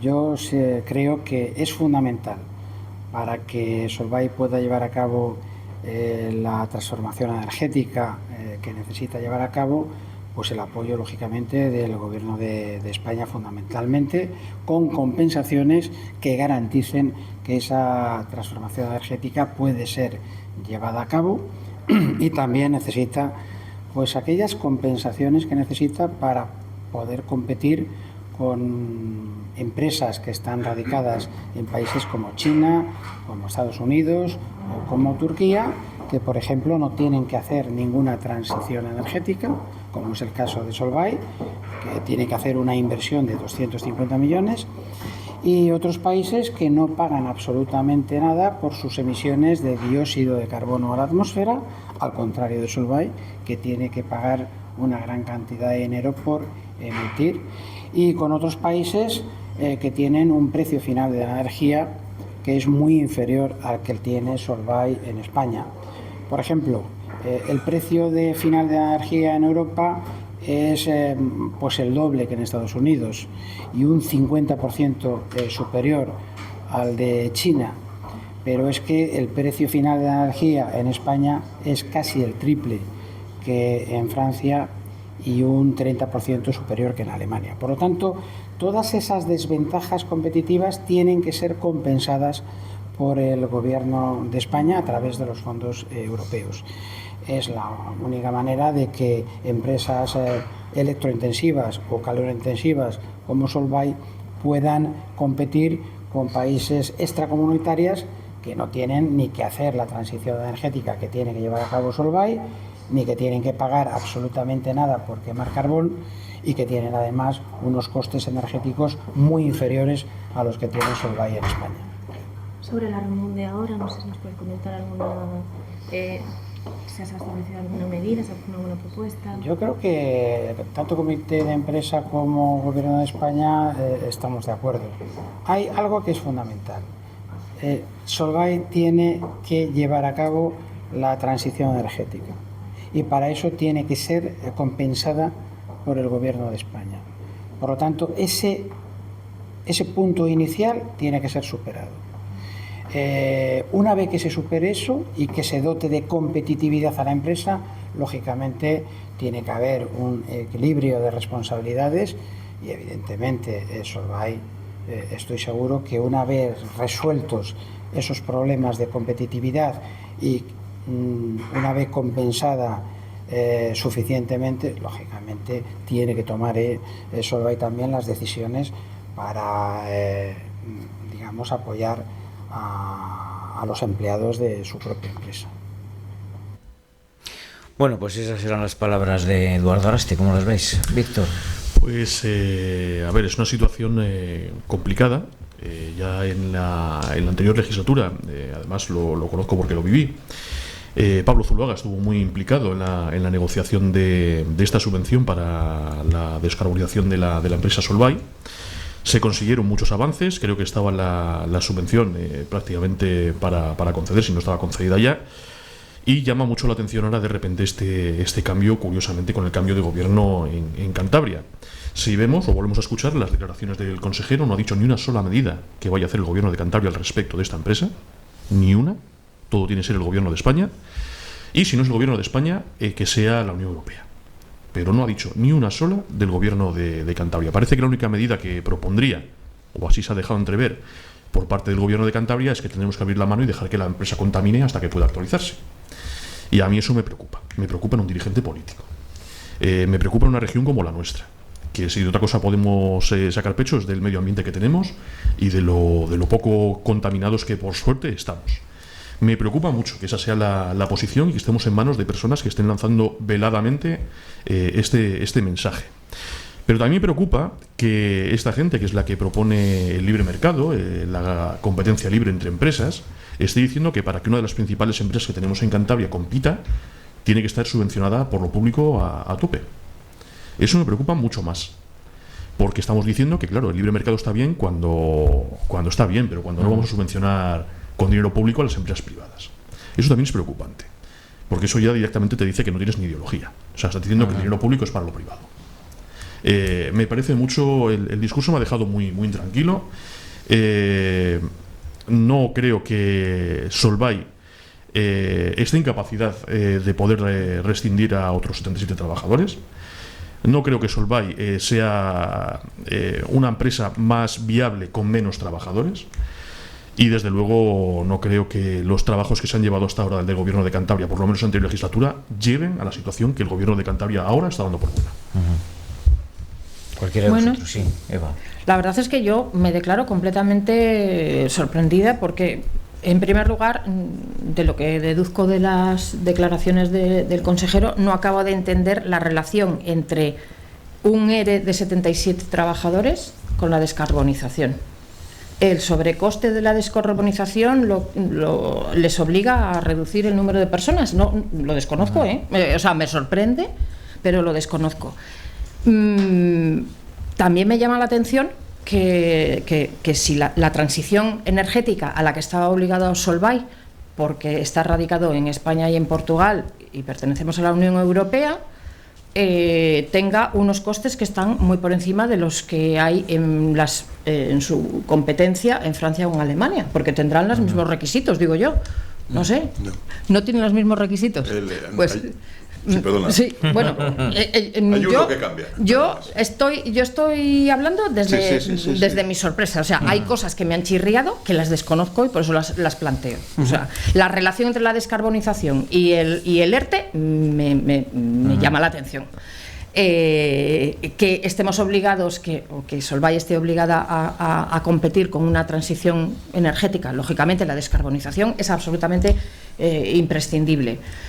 Y que no estén en igualdad de condiciones con otras empresas que también están en la Unión Europea, porque bueno, China, pues lo puedo entender, pero Francia... Yo creo que se refiere al precio de la energía. Sí, ese es el único... Pero ¿por qué el precio de la energía? Porque aquí se utiliza carbón y paga unos costes por utilizar carbón, y en otros sitios no tienen esa energía, no usan esa energía, que es contaminante. Digo yo que sea por eso.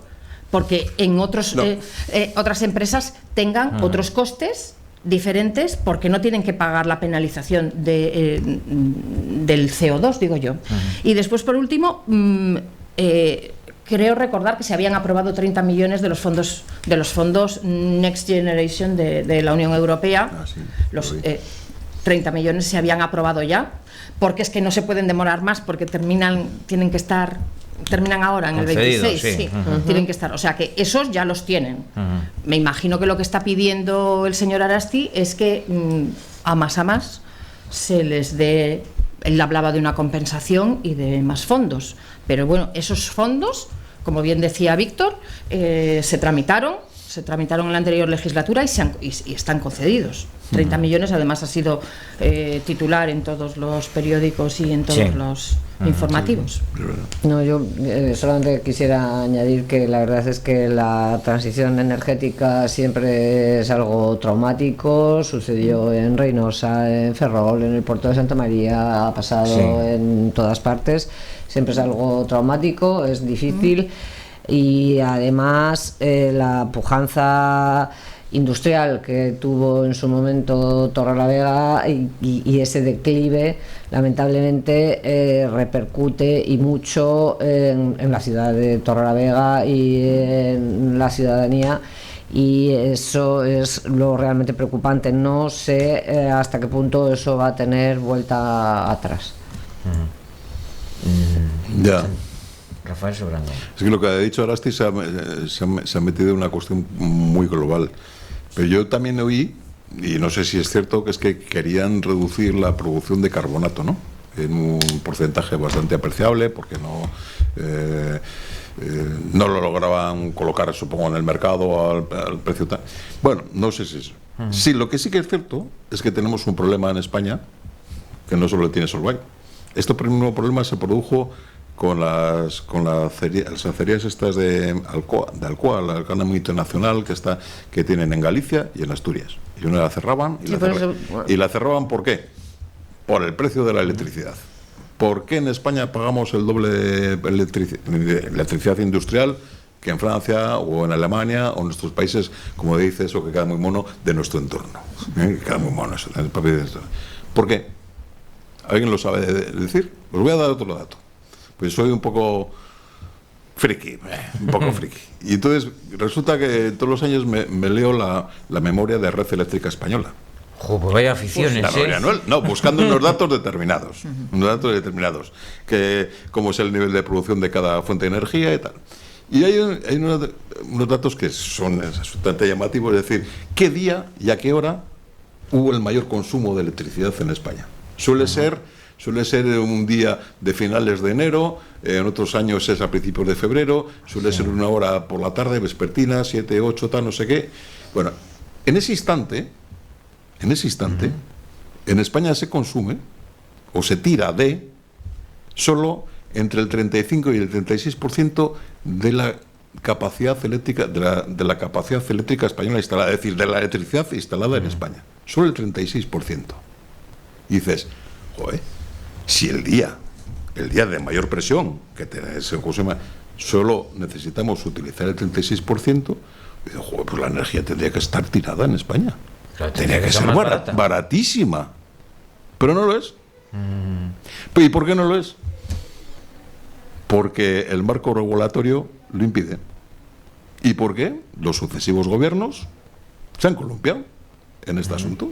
Bueno, luego vemos a gente en los consejos de administración de las eléctricas, evidentemente. Pero la puerta giratoria. Yo creo que en España, sinceramente, estamos sometidos los ciudadanos a una especie de estafa eléctrica. Aquí hay dos datos. Uno es político, te lo digo ya de antemano. Es el de qué opinaba el resto de partidos con la excepción ibérica. ¿Qué escuchamos aquí? ¿Qué escuchamos en este país? Os pusieron a caer de un burro. Y sin embargo, ahora el problema que tienen nuestras empresas es que no tienen electricidad. ¿Qué nos dijeron esta misma gente? No, que es más cara que el resto de... ¿Qué nos dijeron esta misma? Es más cara que la competencia. La tenemos de la más barata de Europa. ¿Y qué es lo que nos dice esta gente? Que todavía tenemos una más barata, cuando ellos se negaron a que la abaratáramos.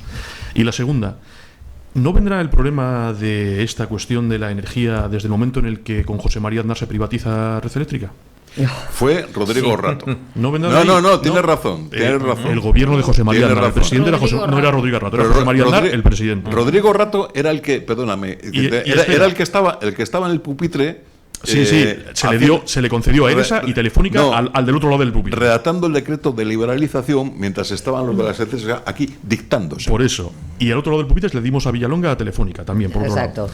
Los dos lados del Fue un chollo esos Pero lo que va más allá es ¿por qué a España no se le permite revertir esa privatización cuando el resto de países de la Unión Europea sí se le permite? Y se crean compañías eléctricas estatales. Ahí es donde deberíamos empezar a opinar un poco. ¿Y por qué la presidencia de la Unión Europea permite a ciertos países que sí y a ciertos países que no? Y eso también debería ser una cosa de debate. Es un asunto que deberíamos mirar. Y luego tenemos otro asunto que ya es europeo. Y es cierto. Dice, yo creo en el mercado libre. Pero si tenemos las mismas reglas para todos. Claro. Ese es el problema de la industria europea. Es decir, ¿cómo competimos con la industria china? ¿Cómo competimos con la industria tal? O sea, esos tíos, aparte lo ha dicho de una manera muy rimbombante, le dice, no tienen que hacer inversiones para defender, preservar el medio ambiente, punto, ya está. Pueden contaminar lo que les da la gana y como les da la gana, digo, en China, en esos países. Dos, los sueldos es otra cosa, pueden ser más altos, más bajos. Seguridad social no se paga. En cambio, los que están aquí tienen que hacer todo eso. Entonces, decir, pero ¿y esto cómo lo permitimos? ¿Estamos tontos? ¿Qué estamos haciendo? Luego, con lo cual podemos llegar al punto que si alguien quiere montar una industria en España, le tengamos que exigir un examen psiquiátrico previo. Es decir, ¿estás loco? ¿Quieres montar una industria en España? ¿Estás loco? Es decir, y eso es algo que no nos podemos permitir, y es un problema europeo.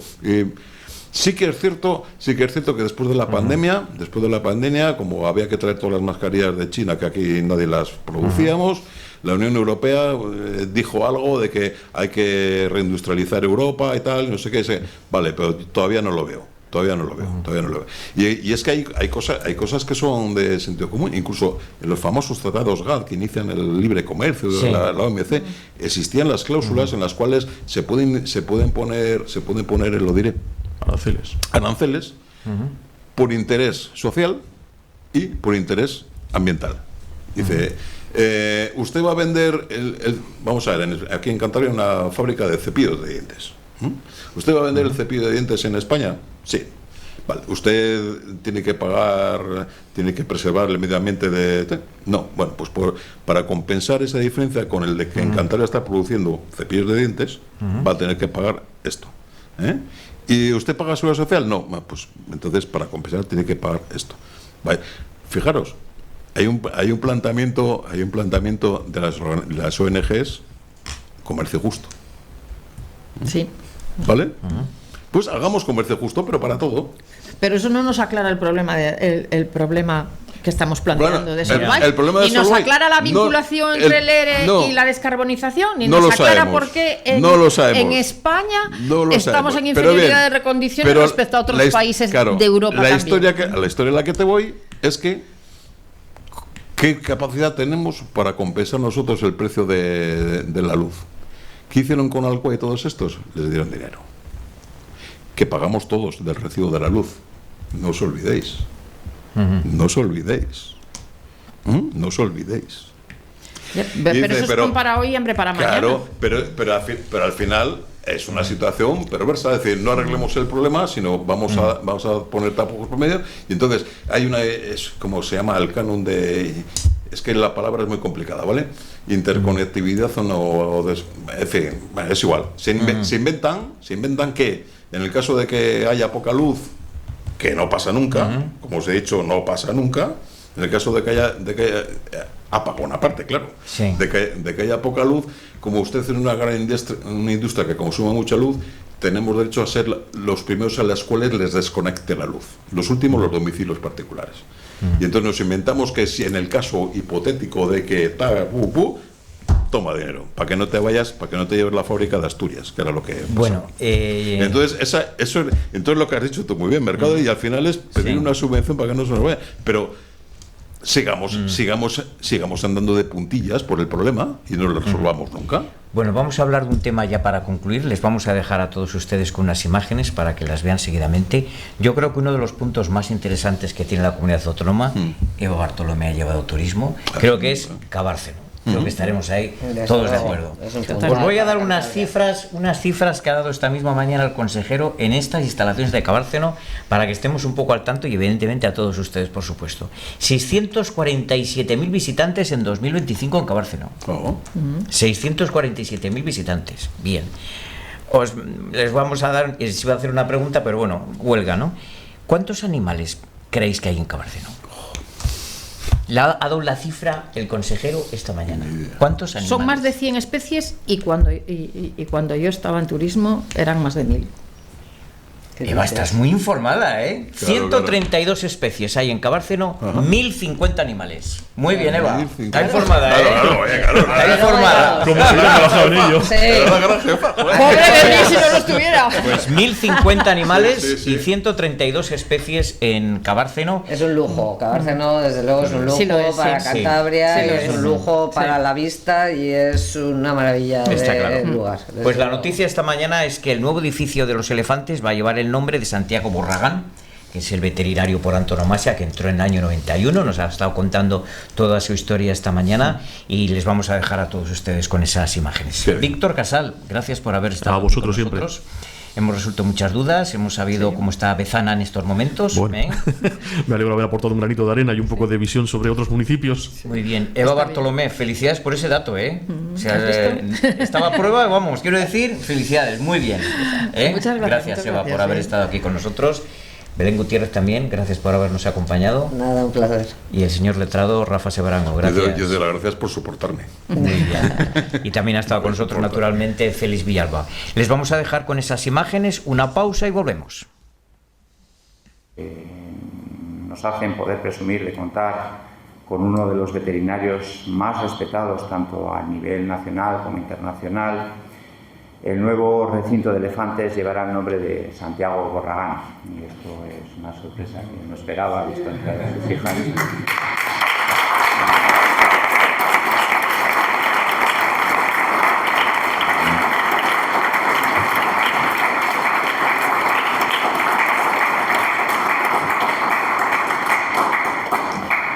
En nombre de todos queríamos entregarte esta placa y luego dar una foto con tu familia. Y bueno, y ahora ya, si desean formular alguna pregunta, pues estaremos encantados de responder. Yo primero, darte la enhorabuena por el trabajo. Y, a ver, ¿por qué este afán de amamantar a los elefantes con biberón? ¿Cuál es el problema de...? Bueno, el elefante es una especie que está en serio peligro de extinción. Entonces, aunque la orden desde la EAZA, que es la organización europea que nos controla en las decisiones que tomamos para la salvaguarda de las especies en peligro de extinción, no permite el que se críen animales a biberón, salvo circunstancias excepcionales, por los problemas que conlleva luego adaptar esas crías a los grupos de animales. En el caso del elefante, como era una especie en peligro de extinción, pues tenía interés desde el punto de vista de conservación, sobre todo cuando se trataban de hembras, como era el caso, el intentar que esas saliesen adelante y aportasen genética y capacidad de incrementar el número de elefantes en cautividad a la población que teníamos, ¿no? No se había hecho nunca, hasta ahora en África, alguna fundación, la fundación Daphne Sedgwick, había conseguido amamantar a un elefante, pero claro, se trataba de elefantes ya mamelucos, ya elefantes de 2 meses, 3 meses, que los furtivos habían matado a sus madres, pero empezar desde cero no se había conseguido, era un tema que no se había conseguido, y aquí en el parque pues intentamos hacerlo, y lo que nos dimos cuenta es que al principio que no había una leche específica para elefantes, y entonces tuvimos que fabricar una leche específica. Agradecer enormemente a la gente que nos ayudó, los de estoy un poco nervioso, no me esperaba el marrón este que me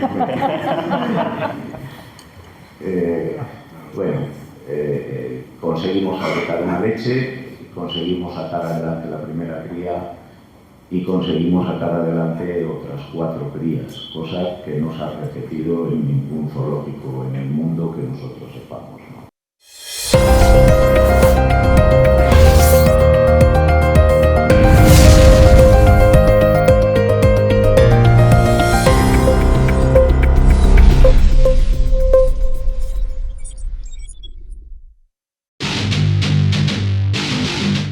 Si quieres comer diferente, con ingredientes de calidad, Restaurante La Corbata.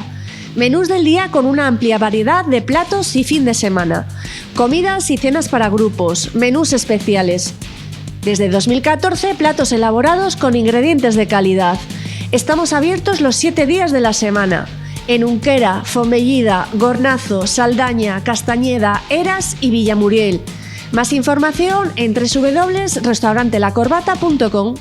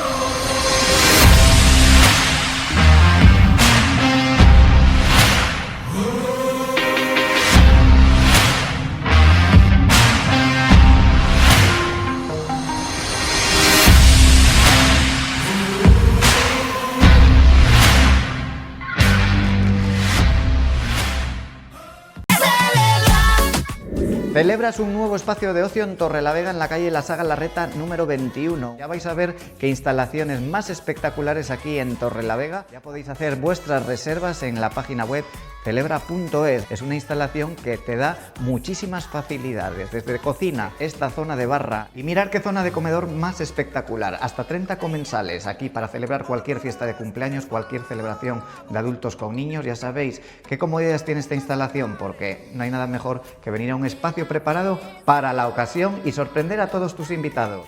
Y mirar esta espectacular zona de adultos para que los mayores también disfrutéis mientras los pequeños se lo están pasando bomba. Hacer vuestra reserva en la página web celebra.es y no os quedéis sin fecha.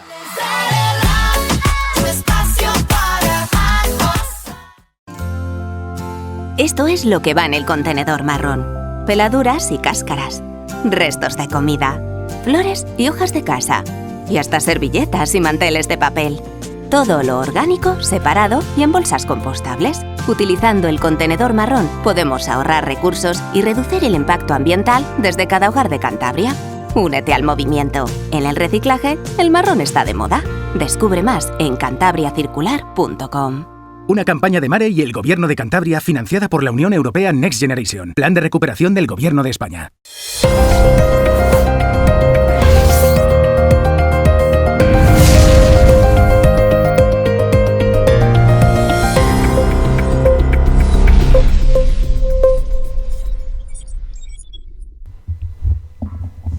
Bueno, pues en esta última parte de nuestro espacio en el día de hoy, de este jueves 19 de marzo, vamos a hablar de deporte y lo vamos a hacer con un invitado de lujo. Y es que nos trae la medalla de campeón de España en una modalidad olímpica, como es en este caso la natación, un deporte en el que ha asistido este pasado fin de semana en el Campeonato de España celebrado en tierras catalanas, en concreto en Sabadell. Juan Gómez García, buenas noches. Buenas noches. Enhorabuena por esa medalla. Muchas gracias. Cuéntanos cómo se ha conseguido en Sabadell y haznos si te parece ese gesto tipo Nadal, que queda muy, sí, poniendo la medalla. Muy elegante.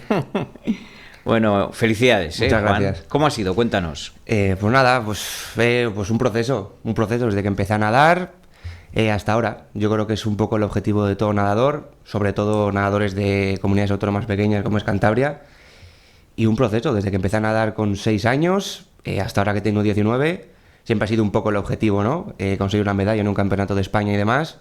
Y hasta ahora que se ha dado muchas horas, muchos entrenos, muchas competiciones que salen mal, muchos campeonatos de España, y así la natación, hasta que al final se da. No siempre se da, pero bueno, ha sido el caso y se ha dado. Habitualmente traemos a nuestro espacio a atletas, ¿no? Que nos cuentan sus vivencias, sus éxitos, cómo lo preparan y demás. La natación es uno de los deportes más duros y más difíciles, olímpico por excelencia, en tener un campeón de España con nosotros, de la Tierruca, sub-20 en este caso, conseguido ese campeonato en tierras catalanas en Sabadell. Juan, es un lujo. Eso es. Sí. Así que reitero las felicitaciones. Muchas gracias. Porque no es fácil conseguirlo. No es nada fácil, es uno de los deportes, como decimos, más difíciles, más complicados. Cuéntanos un poco cuál es tu desenvolvimiento normal, lo que haces, entrenamientos, desayunos, todo un poco. Pues mira, nosotros entrenamos de lunes a viernes, de 4 a 6, esa es la hora en la que entreno yo, 2 horas de sesión de agua, y luego la natación es un deporte que si no se complementa con el gimnasio se queda corto, aunque prácticamente casi todo es agua, pero sí que es verdad que 3-4 sesiones de gimnasio, 1 hora y media, 2 horas, hay que hacer a la semana. Luego salir a correr, yo no suelo salir mucho a correr, la verdad, porque soy de distancias cortas, sobre todo fuerza y explosividad, pero sí es un deporte que es demasiado sacrificio y no está para nada recompensado el sacrificio que hacemos entrenando luego a la hora de competir. Son muchas horas, muchos metros, comer mucho porque quemamos muchas calorías. Es un deporte muy duro y no siempre se ve el esfuerzo reflejado en los méritos. Si hay un deportista en estos momentos nadador por antonomasia, que aunque está un poco, digamos, en horas bajas últimamente, es Hugo González, al cual conoces, ¿no? Eso es, sí, Hugo González de Oliveira ha sido campeón del mundo en Doha, me parece, en el Mundial de hace 2 años, en 200 metros de espalda. Y bueno, pero no solo Hugo, la natación española en general está desenvolviendo un buen papel. Hay muchos nadadores ahora que tienen mucho futuro. Luca Huck, que es un nadador español, me parece que está entrenando en Cataluña. Está entre los 10 nadadores con 18 años más rápidos de la historia del mundo. Una promesa española que en los próximos años le veremos en todas las portadas de todas las revistas deportivas, seguro. Seguro. Bueno, Juan, campeón de España, sí. Nos estás comentando lo de Luca en estos momentos. ¿Cuánto tiempo puedes aguantar en Cantabria, en Torrelavega? Si sigues esta progresión, ¿cuánto tiempo puedes aguantar aquí? Todo depende. A ver, yo siempre pongo por delante los estudios, porque la natación, como te he dicho, no es un deporte que ni está bien pagado, ni está bien reconocido, y por desgracia los mejores nadadores, sobre todo españoles, que entrenan bien, como Hugo, que estaba en Estados Unidos, tienen que acabar volviendo a estudiar porque no es un deporte que económicamente esté recompensado. En Cantabria, bueno, depende. Si sigo esta progresión, que ojalá... Es difícil, nunca se sabe. Mi objetivo es seguir aquí entrenando porque tampoco lo veo como un sustento de vida. Yo la natación la veo como un hobby, como un deporte. Sí que es verdad que competimos a nivel alto, pero nunca se sabe. Si de repente llega una oferta de un club de fuera, pues todo sería hablarlo. Tenemos un amigo común, Bernardo, que dice que eres la joya de la corona. Bueno, y a ver... Depende para quien lo mire. Ahora mismo en el club yo creo que hay buen nivel en general. Un poco egoísta decir que yo soy la joya de la corona. Había nadadores muy buenos en el club. Su hija también ha sido campeona de España, Teo del Riego también. Lo que pasa es que ahora ya no nadan y no están en el club. No me gusta a mí darme méritos propios, pero bueno, si lo dice Bernie, que ha estado toda la vida con nosotros, pues nada, yo se lo agradezco. Bueno, ¿cómo estamos de piscinas en Cantabria? Cuéntanos. Mal. De piscinas en Cantabria, mal. Yo dudo que haya alguna comunidad autónoma que esté peor que nosotros. A lo mejor la hay, no lo sé. Sobre todo Torrelavega estamos muy mal. La piscina prácticamente se cae a trozos. Cuando no están las duchas averiadas, se ha quemado. No sé si lo has visto alguna vez, que la piscina se ha quemado. El tema de las calderas, las duchas no calientan, el agua se enfría demasiado y no podemos nadar. Que nos cuentes todo esto y con la medalla de campeón de España colgada, pues... Ya. Bueno, todo eso es fruto de nuestros entrenadores y nosotros. O sea, nosotros, aunque la piscina sean las condiciones que sean, pues lo intentamos como podemos. Hombre, alguna habrá que esté bien, ¿no? Sí, el que está bien. La piscina de la Cross de Camargo está muy bien, la han reformado hace poco y sí que invierten más dinero en ella. Hace poco pusieron tacos de salida. Sí que está muy bien. Ahí se celebran bastantes campeonatos habitualmente. Ahí sí, todos los campeonatos regionales importantes, absolutos. Esa piscina está bien. Esa piscina está bien, Camargo está bien, sí. Vale, bien, vamos por partes. Todas, sí. Juan, vamos por partes. Más. Yo tampoco tengo mucho recuerdo de piscinas porque sí que es verdad que cuando somos pequeños, benjamines, alevines, infantiles y demás, nos llevan a distintas piscinas a nadar, pero cuando vamos creciendo, llegamos a categoría sub-20, junior o absoluto, casi todas las competiciones las disputamos en Camargo, porque son un poco así las piscinas más... Bueno, es la piscina con más nivel, la que más orientada está así a natación profesional, te diría. El resto de piscinas son más pues para que vayan los niños, viajen con las escuelas, lo pasen bien, conozcan piscinas y demás. No tengo mucho recuerdo, pero yo te diría que como Camargo estoy seguro que no hay ninguna. Bueno, cuéntanos un poco cuál es tu día normal que puedas tener, o competición o preparación, porque siempre se habla del desayuno de los nadadores. Cuéntanos un poco, a ver. Yo particularmente el desayuno mío es bastante especial. Yo la verdad que soy una persona que cuando se levanta casi nunca tengo hambre y prefiero, cuando voy a competir, yo prefiero tomarme un café, si eso, alguna tostada, alguna galleta o cereales, nada especial, para espabilar. Muchas veces voy a entrenar en ayunas, noto el cuerpo mejor y sí que es verdad que cuando como mucho y luego voy a nadar, te sientes pesado y todo eso pasa factura. Sí que es verdad que los nadadores buenos, por así decirlo, siguen dietas muy estrictas. Yo la verdad que la comida es algo de lo que nunca me privo. Es que estoy apuntando lo de entrenar en ayunas. Sí, muchos nadadores entrenan en ayunas. Yo porque no me entra nada por la mañana, pero sí que es verdad que yo creo que es para acostumbrar al cuerpo a tener un rendimiento alto, pues eso, estando en ayunas, teniendo el cuerpo vacío, para luego en la competición yo creo que poder actuar al mismo nivel que entrenando en ayunas. ¿Una hora o cuánto tiempo en ayunas se puede...? Depende. Yo realmente cuando competimos, pues si nos levantamos a las 7:30 y desayunamos a las 8 menos cuarto, tomo un café y hasta que volvemos de la sesión de competición, por ejemplo en Sabadell, 4 horas, 5 horas. Y ya cuando volvemos sí que es verdad que la comida pues devoramos bastante los nadadores. Te he cortado antes. Desayunos, comidas, a ver, cuéntanos, ¿en qué consiste? Comidas, a ver, es que en general con todas las calorías que quemamos hay que comer un poco de todo. Sí que es verdad que hay que intentar controlarse pues comida basura, mucho chocolate, patatas fritas y demás, mucho arroz, mucha proteína, pollo, fruta, verduras. Luego con suplementos vitamínicos también hay que complementarlo, creatina para el cuerpo, proteína y demás. Y eso, yo te diría que sí, un poco así funciona la natación. Hay que controlarse los alimentos, por supuesto, pero también hay que comer mucho porque quemamos muchas calorías. Entonces es un poco así una balanza un poco complicado, diría yo. ¿Ese proceso alimenticio lo controlas tú? ¿Te controlan? ¿Cómo es en estos momentos? Yo en mi caso lo controlo yo.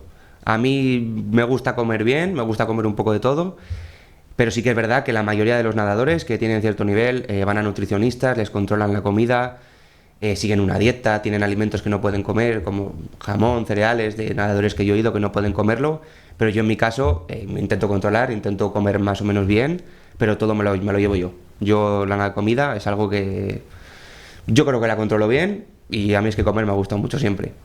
Tienes 19 años, campeón de España, como decimos, categoría sub-20, en 50 metros braza, marca 28.78. ¿Cuáles son tus planes deportivos? A ver, cuéntanos, Juan. Planes deportivos, antes de este campeonato, pues era entrar a las finales absolutas, que ya no son finales por edad, ya es algo de bastante más nivel, más complicado.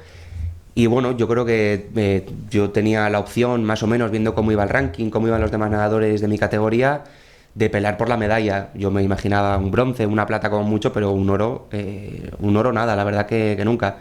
Y de cara al futuro, pues habiendo ganado en el campeonato de invierno el oro, pues intentar repetir en verano, o por lo menos estar entre los 3 primeros, mejorar mi marca y ver cómo va la cosa.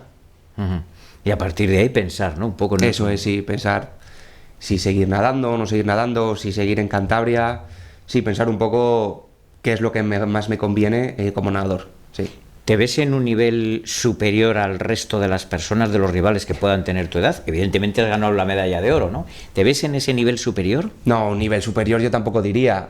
Sí que es cierto que a lo mejor yo puedo tener capacidades físicas que otros no tienen, pero igual esos otros tienen más disciplina que yo, más esfuerzo. Yo la verdad que de disciplina siempre he pecado bastante. Soy un nadador que le cuesta ir a entrenar, me cuesta tirarme al agua, pero bueno, luego en el momento en el que te tiras, entrenas. Un nivel superior, no sé no sabría decirte. Si he ganado la medalla, yo creo que es porque algo superior hay. Es evidente. Es evidente, pero depende en qué ámbito. Si es en disciplina, estoy seguro de que hay alguno que me supera. Hugo, siempre por hay ejemplo, alguien mejor. ¿Hugo qué te dice? A ver. No, a mí Hugo nada. O sea, yo personalmente no le conozco. Le conozco de verle por los campeonatos y demás. Y pero no, Hugo a mí me da 1000 vueltas, evidentemente. Ha sido campeón del mundo. Seguro que ese chico tiene una disciplina que es increíble. Se controla mucho la comida, entrena mucho. Seguramente dobles sesiones. Tú estás en proceso de crecimiento. Sí, se supone. Espero crecer un poco más todavía, sí. Claro. Hasta los 20, 21 estaría bien, sí. Desarrollarme un poco más, sí. Bueno, pues entonces hay que arreglar las piscinas, ¿no? Sí. Ese es el mensaje. Sí, sin duda hay que arreglar las piscinas, sí. Es algo que llevamos diciendo varios años ya, pero bueno, la natación siempre ha sido, desde mi punto de vista, y yo creo que de demás gente, un deporte secundario en Cantabria, te diría, teniendo el Racing, teniendo el Vasco, la Lega. Sí que es verdad que yo creo que con los resultados que tiene la natación en Cantabria, y sobre todo en Torrelavega, se debería de destinar mucho más dinero, por lo menos para apoyar al club, a seguir formando a nadadores. Porque no eso lo he sido yo. Bueno, pero la natación no es un deporte secundario, ¿eh? No, la natación no es un deporte secundario. He entendido el mensaje. Sí, no es un deporte secundario, pero sí que es verdad que siempre se podría dar un poco más de ayuda a los clubes y a los nadadores pequeños, como es el Club Natación Torrelavega. Muy bien, Juan. Pues que tengas toda la suerte del mundo. Muchas gracias. El próximo día que nos veamos, Dios mediante, en una próxima entrevista, pues sigas conservando esa medalla, en otra categoría, por supuesto. Sí. Y muchísima suerte. Muchas gracias. Muy bien. Las palabras de Juan Gómez García, que como decimos es un nadador natural de Torrelavega y que se ha colgado esa medalla de oro en el último Campeonato de España en categoría sub-20 que se ha celebrado en tierras catalanas, en concreto en Sabadell. Ahí es donde ha estado compitiendo el nadador cántabro. Y a todos ustedes les agradecemos que hayan estado ahí, que nos hayan acompañado, y todos los invitados que hemos tenido lo han hecho para que ustedes en ese tiempo que han invertido para que todos estemos informados, pues también ustedes hayan disfrutado de esos momentos de ocio. Es todo, buenas noches.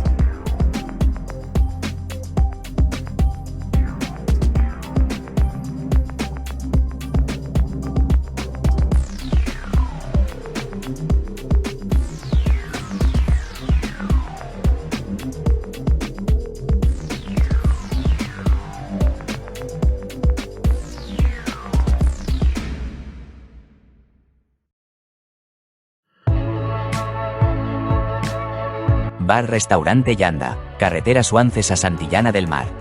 Gran variedad de raciones. Picoteo y tablas especiales. Especialidad en carnes y pescados de Cantabria. Disfruta del mejor ambiente y nuestra sabrosa comida casera. En cualquiera de nuestras estancias. Comedores y terraza. Menú del día. Si vienes al Yanda, no dejes de probar nuestras especialidades. Nuestros callos caseros y nuestra tarta de queso. Amplia terraza con zona infantil. Bar-restaurante Yanda, carretera Suances a Santillana del Mar.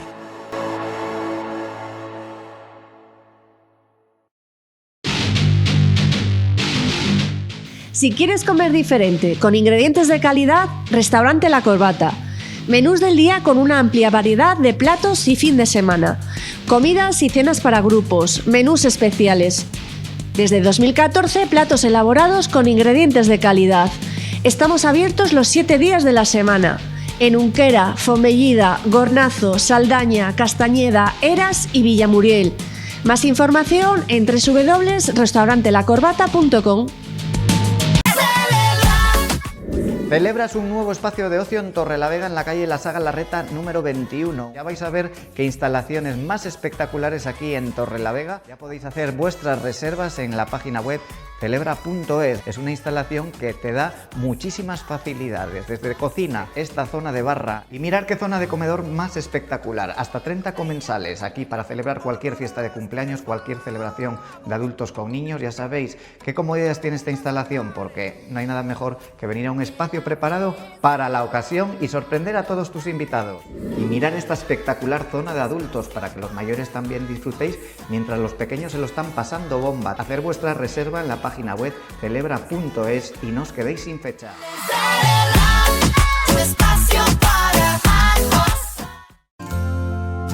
Esto es lo que va en el contenedor marrón.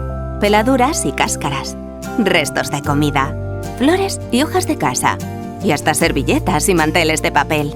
Todo lo orgánico, separado y en bolsas compostables. Utilizando el contenedor marrón podemos ahorrar recursos y reducir el impacto ambiental desde cada hogar de Cantabria.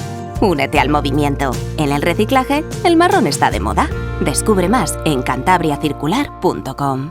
Una campaña de Mare y el Gobierno de Cantabria financiada por la Unión Europea Next Generation. Plan de recuperación del Gobierno de España.